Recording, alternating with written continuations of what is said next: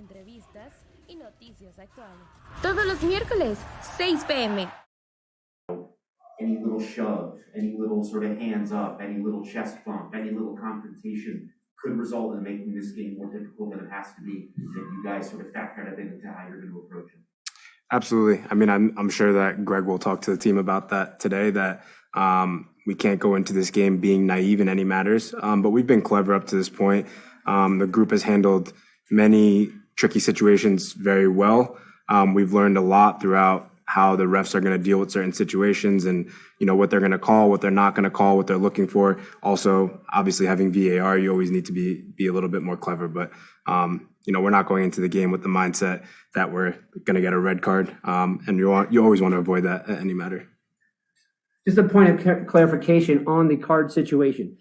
If a player receives their second yellow from the competition in the match tomorrow night, that suspension would carry over to the Intercontinental Playoff. However, if you're not in the Intercontinental Playoff and you pick up your second yellow in the competition tomorrow, that suspension would not transfer to the World Cup. Straight red? A straight red. We're confirming, but as of now, that's our belief. Okay? Paul.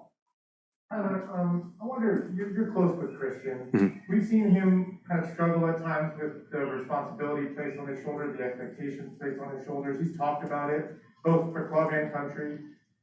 Against Panama, he was fantastic, and he seemed almost to embrace the responsibility. The emotion that we saw from Christian is different than his typical kind of introverted personality.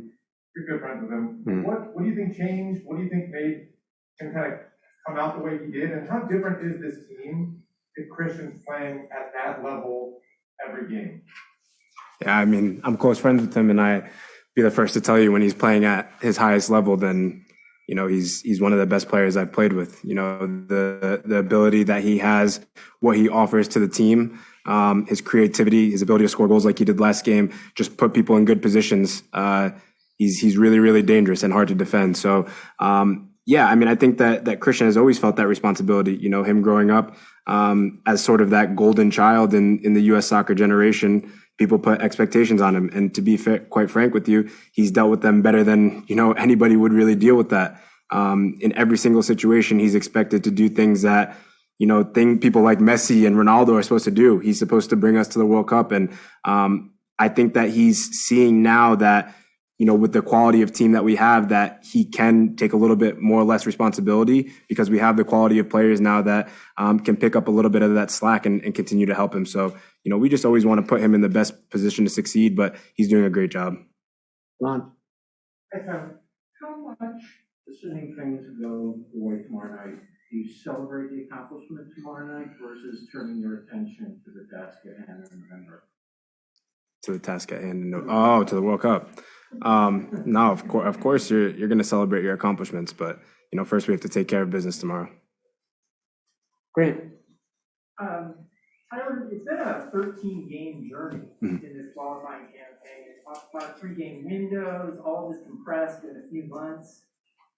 What part of that journey over 13 games has sort of been what you expected? Are there any things that stand out that you didn't expect to do this game?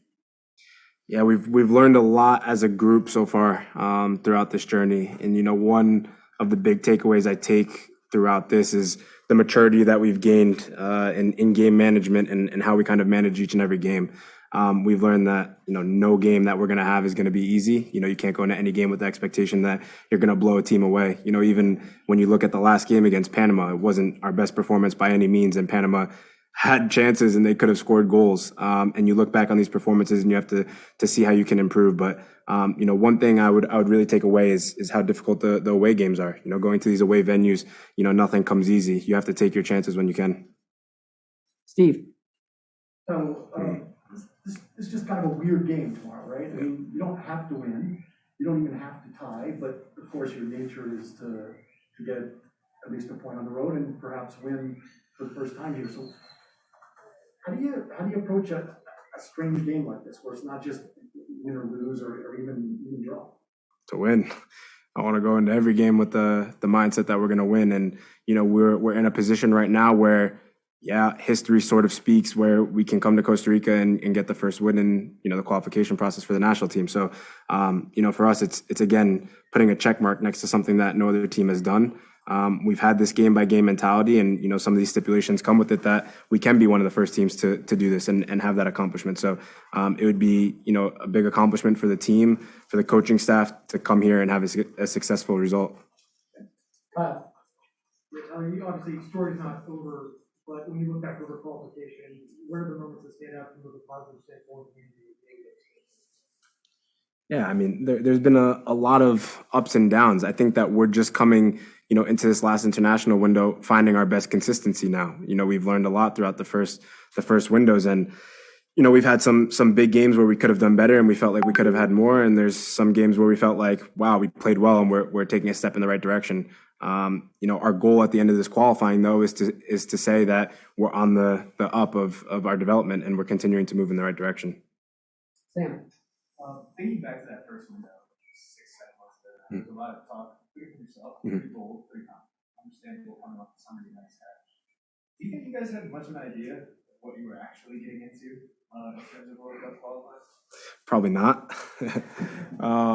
You know, and again, it's one of those things where I look back at it and you say, you know, maybe we were a bit naive in a certain sense. You know, you have certain guys on our team that have kind of gone through that qualifying process, but I don't think they could have really put into words or stressed the difference that a World Cup qualifying process is like. So, again, you know, it's good to be in the position that we are in now and say to ourselves, yeah, this was very, very difficult. You know, having one game left, we have to take care of business, but I think we're happy with the development of the group and the direction that we're moving in and how we approach each and every game with the right mentality. And, you know, we're not looking too far ahead, because I think in the beginning of qualifying, we might have been looking too far ahead and saying, this is the match we're excited for. This is the match we're excited for. Whereas now we've slowed ourselves down. We're a little bit composed and more composed in the big games. And we approach each and every game, you know, game by game. Daniel. If this Tyler version from San Jose could give an advice to the Tyler version in San Salvador just at the beginning of the qualifiers after the experience you gained, what will be that advice? I mean, I don't know where it's a tricky one. We're in a completely different position. You know, one was, you know, I'm excited to start off this qualifying process and you know, reach the World Cup. And now we're in a position where it's tangible. It's right in front of us, and now we just have to take it, you know, one more game, and that goal can become a reality.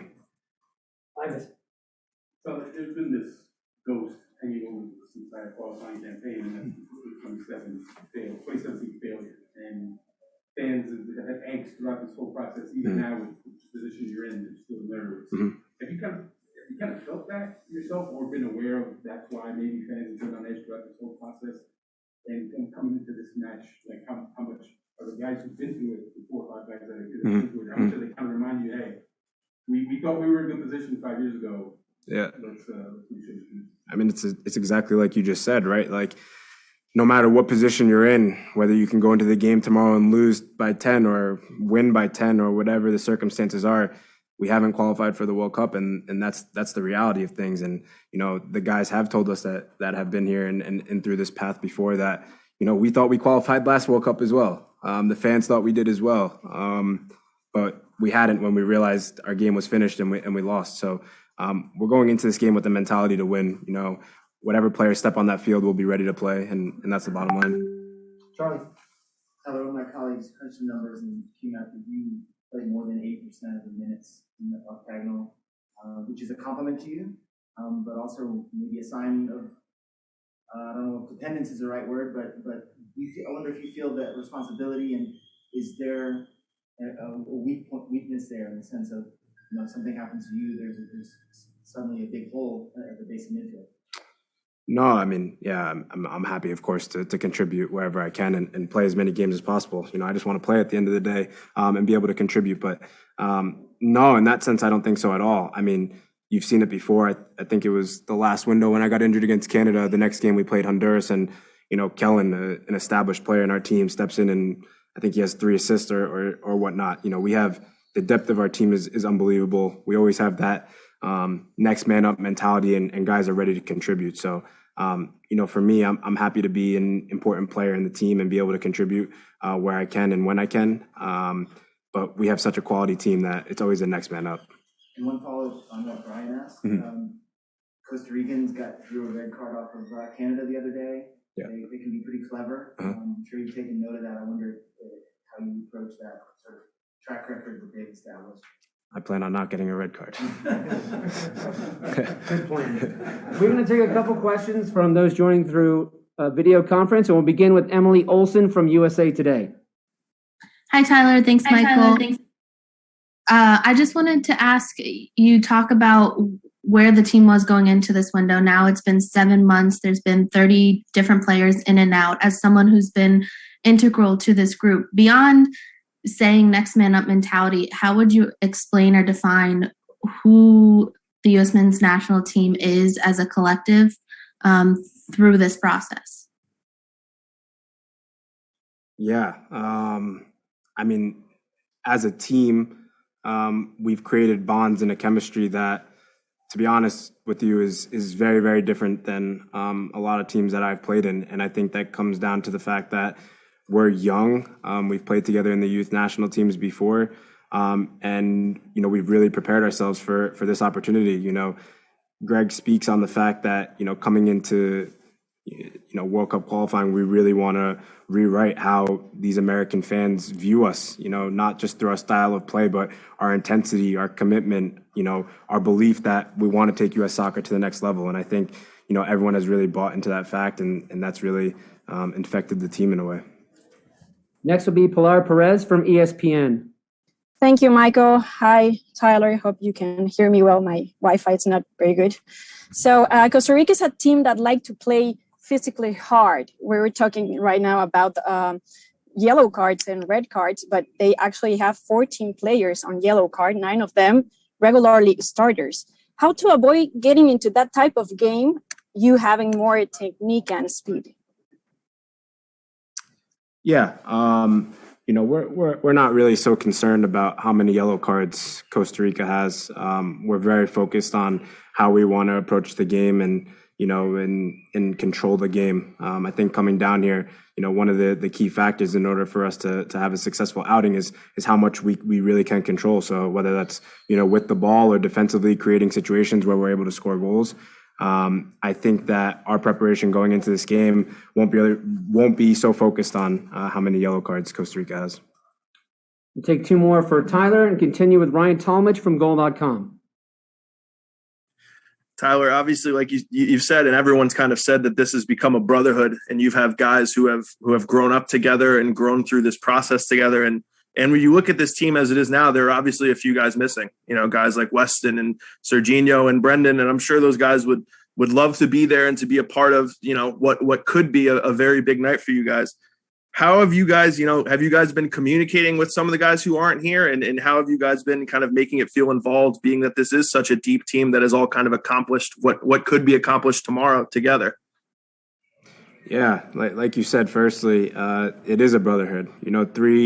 3 hours before the game in Mexico, I was on FaceTime with Weston, and he was wishing me good luck. And, he wanted us to take care of business and to tell everyone, good luck. And, the next game, I wasn't expecting another call from him, and I got another call from him 3 hours before the game. So, we're very connected. This goes, deeper than the football. We've created friendships and relationships with guys that, translate completely onto the field. So, we really miss those guys. They're important pieces to our team. But again, it's good to have, more guys that are able to come in and play pivotal roles in our team. Last question comes from John Lupo from Vavel. Tyler, just talk about we know the opportunity is there tomorrow to be the first ever U.S. men's national team to win a qualifier in Costa Rica. And of course, that would clinch a spot in the World Cup. But has Greg said anything to you about maybe just, keeping you guys calm and level-headed? What's the excitement level through the team? How do you we know how Costa Rica is going to play. We know how you guys are going to play. But mentally, how are you approaching that game where you keep your excitement level up to a point where you know what's in front of you, but down to a point where you just focus on the game? Yeah, I'm pretty calm going into every single game. I think the team is as well. We believe that, there's no better way to mentally prepare than preparing through the video and tactically and knowing your role and your job and what you have to do. I think we know how we're going to play, like you said, mentally going into the game. The excitement level, I think we have an opportunity at hand to do something special. I think that's what's exciting. We're not thinking too far ahead. We still need to take care of business tomorrow before, we look towards the World Cup. Thank you, Tyler. We'll be back with Greg Berhalter. Es momento de una pausa. Estás en Fútbol de Cuates. En la línea de juego con Juan Pablo Parril, aquí tendrás análisis sobre los eventos deportivos, las probabilidades y tendencias del deporte, como la Liga MX, NBA, NFL, hockey de Estados Unidos y Canadá, y grandes ligas. De lunes a viernes, en punto de las 12 del día, para Sports. Para Sports presenta Set para Sports. Aquí encontrarás toda la información del mundo del tenis. Te esperamos todos los martes en punto de las 5 p.m., horario de México. De la mano de Constanza Banzini y Julio Ray.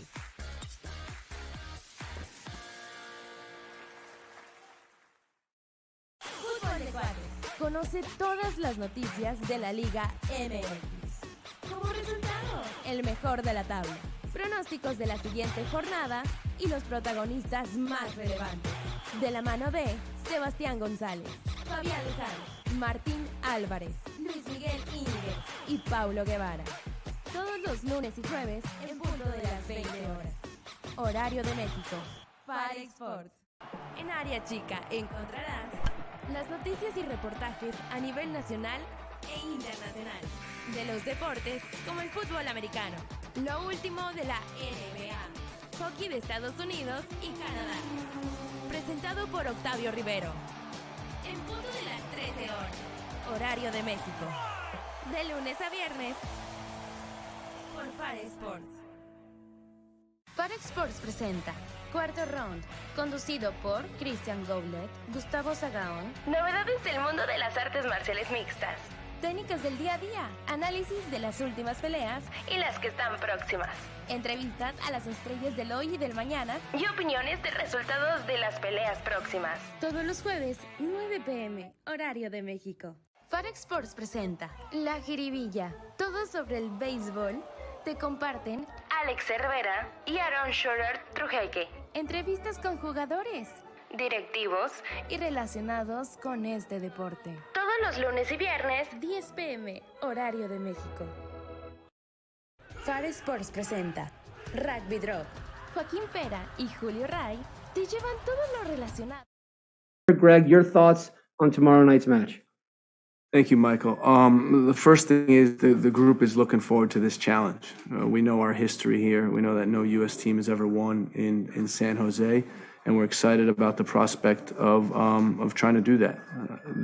The way I see this group is they've been embracing challenges, from the start of qualifying, and this is just another one.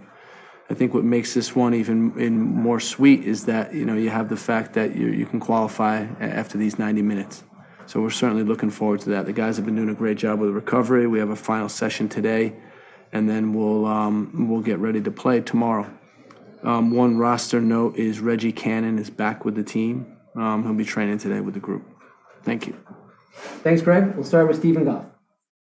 Greg, you touched on it, but this is you're always playing to win, but there's an oddity to this game, knowing that things other than a win will push you through. How do you, especially with a young group, how do you work on that mentality not to get distracted by not having to reach certain levels? Well, it's what you choose to put your focus on, and our focus is on winning this game. We said at the start of the window we had 3 games, and our focus was to try to win each one of them, and this is no different.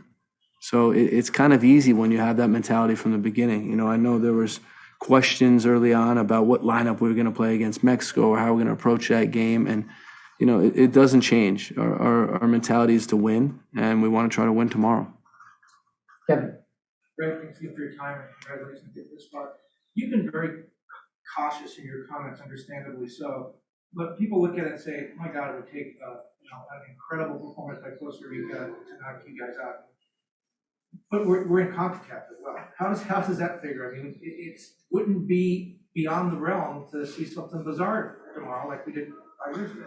Kevin, we're not taking anything for granted. As simple as that. We're coming here to be aggressive in the game and to win the soccer game. That's our intention. We're not gonna be cautious. We're not gonna sit back. We're not gonna play for a tie. We're playing for a win. And I think that's the mentality you need. It would be strange now after 13 rounds to differ in your last game.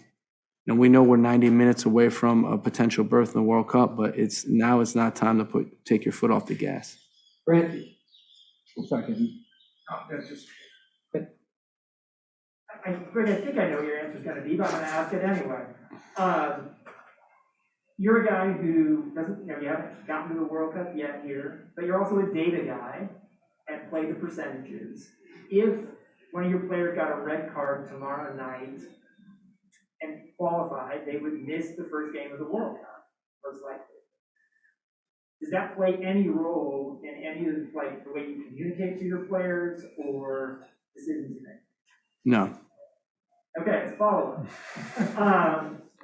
When you look at this journey, this 13-game journey about to be 14, what have you personally, in what ways has this met what you expected? In what ways has what you've experienced been not what you expected?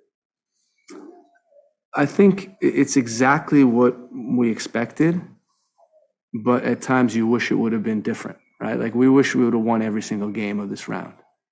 But it's not realistic. And I think what it turns out to be is exactly what we expected. We expected it to be a challenge. We expected it to be a lot of ups and downs, a lot of trials and tribulations. And we know we have a really young group going through this for the first time. We know how difficult CONCACAF is to qualify. And then when you look at our particular cadence of games, we had some difficult games, right? El Salvador's first home game of the whole series. And that was an absolute celebration in El Salvador. You guys were down there.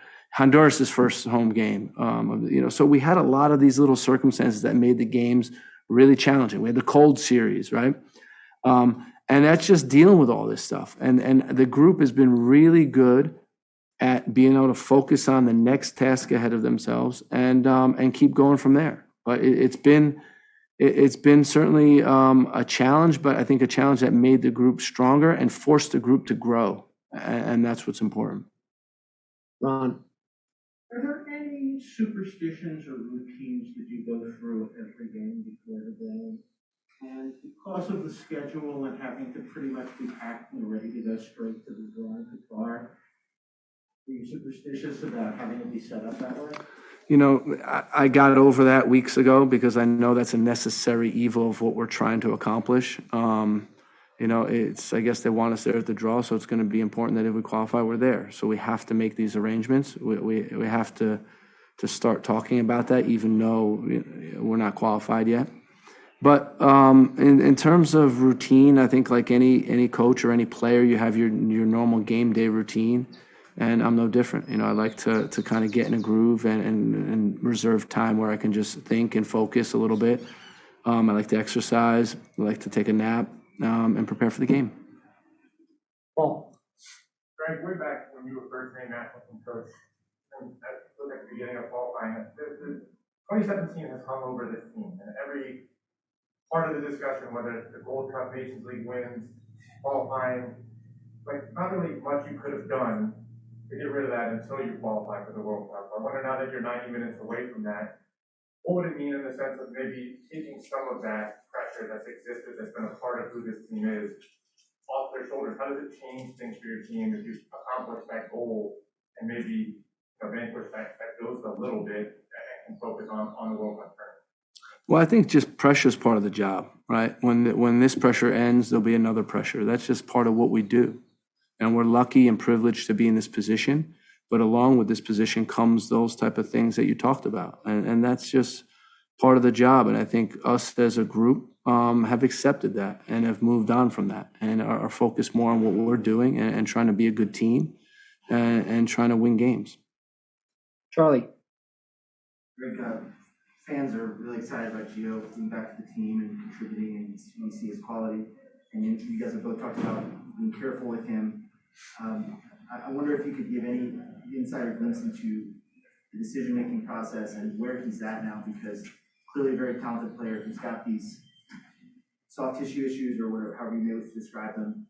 Do you think he's a 90-minute player yet? Is he on that track? How is he dealing with Well, I mean, we talked about, a week ago is when I addressed it and said he's not a 90-minute player yet. So not much has changed in 7 days, right? I mean, that's just how it is. He trained, his first training day was actually Wednesday before the Thursday game. So we're exactly 7 days from the time that we spoke about it last. And Gio, the soft tissue thing, like, I hate to label guys like that. He had one injury that was difficult to diagnose. It turns out there were some nerve issues there that they solved. And, I don't consider him a guy with soft tissue issues. One of the concerns that we have was just how the stomach virus affected him and how it's continued to affect him. And that was, he was on the field for 45 minutes and he was struggling. And after the game, it was a tough time, and, wasn't able to hold the antibiotics down, and he was still struggling. So, he's a guy that is going to be a major piece in the long term for this program. I'm not too concerned about tomorrow or classifying anything beyond, what happens tomorrow in the game. If you could just share a little bit as to how you use data, physical data in that sort of matrix, decision-making process. It's not that difficult. We took a look at what he's been doing up until this camp, and then we realized what we need to do in that position from a physical standpoint, and realize where he's at. And the priority first was him recovering from a 90-minute performance in Dortmund and traveling across the ocean, and that was top of our mind. And as we start looking to how much he can do, it was just being smart with it. And unfortunately, I think the stomach virus sidetracked him a little bit, sidetracked our plans a little bit, but it is what it is. If you talk about the group from the beginning of the cycle to now, when you think back where the team was in September in El Salvador, not much experience as a group in qualifying, to where it is now, what impresses you the most about how it's grown? As far as Costa Rica coming here, it's been a house of horrors for the U.S. here over the years, whether it's Pendergast calling you, Jurgen's last game here, like how much for you would it mean to finally kind of have a positive chapter here? Yeah, it's about the group, Mavis, and it's about our team, and it's about our team trying to do things that other teams haven't been able to do. And that's why we embrace the challenge in Azteca, and that's why we're going to embrace the challenge tomorrow, because we're hungry. We want to do things. And when you can start checking off these things, I mean, one team has to be the team that does it first, right? So why not this group of guys? And, when I think about the progress, it was really lack of experience. We got kicked in the teeth that first round, and that's what it was. We were potentially overconfident, not understanding what qualifying was about. And we learned that lesson quickly. And even then, it's still about just reiterating. It's about what you do today, not what you did yesterday, or not what you're going to do in the future, and just focusing on the next challenge up. Sam. Going off of what I was just asked, obviously this group has grown a ton since September. You still have 8 months until a potential appearance at the World Cup. It's still a young group. How much potential for change do you think exists in that time? I think a lot. When you look at average age, we started qualifying, it was like 22, 23, and now you see it's up in the 24s, right? And that's just the indication of time, right? Time elapsing. And the guys are getting older, and guys are getting more experience, and they're playing more for their clubs, and they're playing in big games for their clubs. And, look at Serginho, like the sky's the limit for what he can do in this next 10 months. So I think there's still a lot of room for growth with this team. I think there's some players that may even make a step up that we don't even really know about yet, or they're just on the fringes. And we'll have to see. Hopefully, tomorrow goes well. Hopefully we'll qualify for the World Cup, and then we can really start dissecting those things. Megan. Hey, Greg, you mentioned the stomach virus, and I think before we heard 20-some players and staff caught that virus in Mexico. Sounds like Gio was really struggling with it against Panama. Can you talk a little bit about how many people might still be struggling with that virus, or is everyone I think we're actually up in the 30s. I think the initial count of 20 was a little bit conservative, but there's very few people that weren't affected by it. And some people more than others. And some people got hit harder and some people recovered quicker. But all in all, I think the group is getting to a good spot. I think we're turning the corner on it. There's still some guys yesterday that were a little bit up in the air, but I think we're getting to a decent spot. Kyle. Hopefully. Yeah, there's Costa Rica has a lot of guys on yellow cards. Yeah. That could potentially after Yeah. How does that element impact your able to kind of forecast who's going to be on the field, and how does that change how the scouting process is? And then on top of that, do you have any general thoughts on the yellow card accumulation? Yeah, I mean, listen, it's not going to change by tomorrow, but I think it's a dumb rule, honestly. We go 14 rounds. A guy gets a yellow card in the first round and the 14th round. He sits out of the biggest game. It doesn't make sense. And I feel bad for either us or Costa Rica that are going to have to deal with that. In terms of their lineup, we're projecting that they're going to play their best lineup, but they're going to go for it. But I can't, it may change. I'm not sure exactly what they're going to do. We have all their players identified on their roster. We've scouted all their players. We've scouted potential changes, and we go from there. John. Speaking a little bit about the Costa Rican roster, they're undefeated in the last 6. Last time you saw them, I don't think many people would have projected that their journey will continue no matter what happens tomorrow. Why have you noticed Costa Rica having this surge? What have they done to get into this position for tomorrow? That's a good question. I think they're able to integrate some younger players into it. They still have that experience. Defensively, they've been really good. They've given up 8 goals in all of qualifying, and not many lately. So they use their experience in the back. They have some young dynamic players. They have experience in the midfield. They have a difference maker with Campbell. I think all those things have made a difference, and they got their backs against the wall, but they responded really well. And I don't think any team has taken more points in the last 7 games than they have. Daniel. Greg, we all know the mentality of this group, and the message is pretty clear. You still have work to do, but how difficult has been to handling that, to feeling very closer to the big tool? It's not difficult, because although we're closer, we're not there. So there's still something to play for. And that makes it a lot easier. Until you're officially qualified, you're not there, and anything can happen. So we have to be aware, we have to be on guard. But I think you add to it the other part that we wanna come here and be aggressive and play our game. And we will take a couple questions from those joining on video conference and start with Jonathan Tannenwald. Thank you, Michael, and thank you, Greg, for the time as always. This is not just the last World Cup qualifying game of this cycle. In a lot of ways, it's the end of an era for the U.S. national team if they don't have to play qualifiers for 26, and for CONCACAF as a whole, because the World Cup is going to expand, and we don't know what the format's going to be once the World Cup expands, but it's probably never going to be like this again, is what a lot of us think. I'm sure you have a view on that. I'm wondering, what you think of the end of an era here, and one that you played in and have now coached. I think that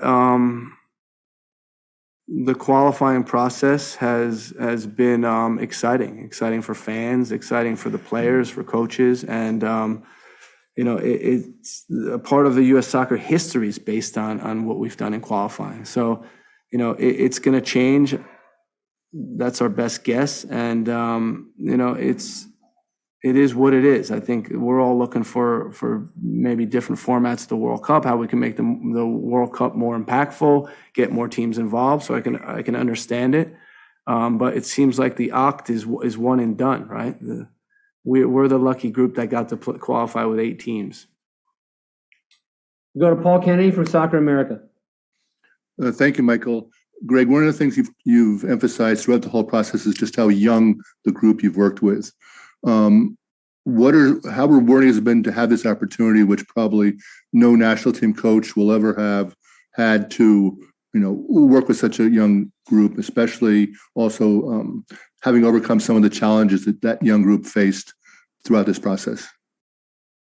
It's amazing. It's amazing watching them grow and watching them make progress. And and seeing them grow here as a group and gain experience and what they're doing with their clubs. Overall, it's been, it's a really good group of guys to work with. I can't stress that enough. And, hopefully after 90 minutes tomorrow, we're qualified for the World Cup and the guys can enjoy it and look back on their accomplishment and be proud of what they've done.